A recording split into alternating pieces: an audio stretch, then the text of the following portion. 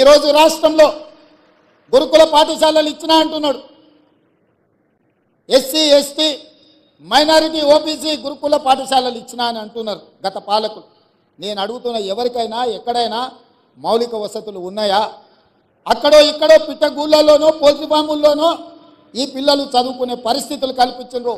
అందుకే ఒక model residential విధానాన్ని తీసుకురావాలని మొట్టమొదటి ప్రయోగంగా కొడంగల్ శాసనసభ నియోజకవర్గంలో దాదాపుగా 25 ఎకరాలలో 150 కోట్లతోని SC ST minority and OBC residential schools అన్నిటినీ ఒకే క్యాంపస్లో ఒక యూనివర్సిటీ మోడల్లో నిర్మిస్తున్నాం.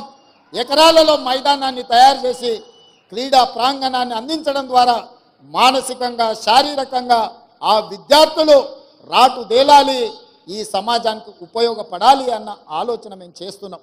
అందుకే ఈ రాష్ట్రంలో 119 శాసనసభ నియోజకవర్గాలలో ఎక్కడ అవకాశం ఉన్నా ఈ నమూనాతో ఒక క్యాంపస్ను క్రియేట్ చేయాలి, పేద విద్యార్థులకు విద్యను అందించాలన్న ఆలోచన మా రాష్ట్ర ప్రభుత్వం చేస్తున్నది.